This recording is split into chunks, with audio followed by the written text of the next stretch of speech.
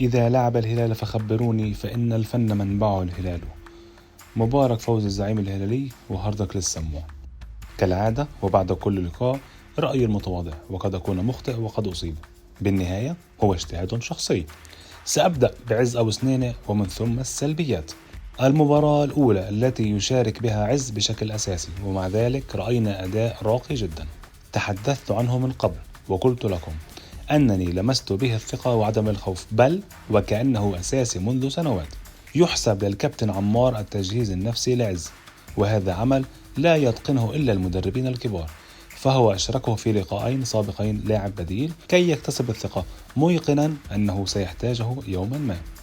مرعبة الفتاك السفاح المهاجم الذي لا يرحم، هداف مرحلة الذهاب، 12 هدف خلال 11 مباراة، والأجمل أنه ليس ماكنة أهداف فحسب، بل فنان مخادع لكل حراس المرمى، وهدفه الثاني يدرس. شكرا حمادة. الجدار رمزي يكسر رقم الهلال 7 لقاءات ويحافظ على نظافة شباكه للمباراة الثامنة على التوالي. تعجبني طريقة وثقة اللاعب محمد نزال، بكل أمانة لاعب أنيق جدا ومتعة للمشاهد.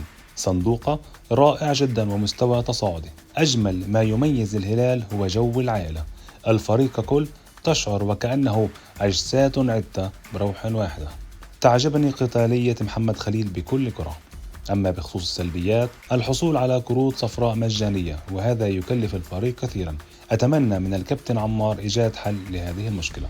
الدقيقة 23 و30 ثانية، أخطر فرصة للسموع، ضرب الدفاع بطريقة ممنوع أن تتكرر، ولكن كي لا أكون قاسي ومنصف بنفس الوقت، رباعي خط الدفاع يلعبون لأول مرة منذ بداية الموسم مع بعضهم البعض، لذلك التجانس ليس كما يجب.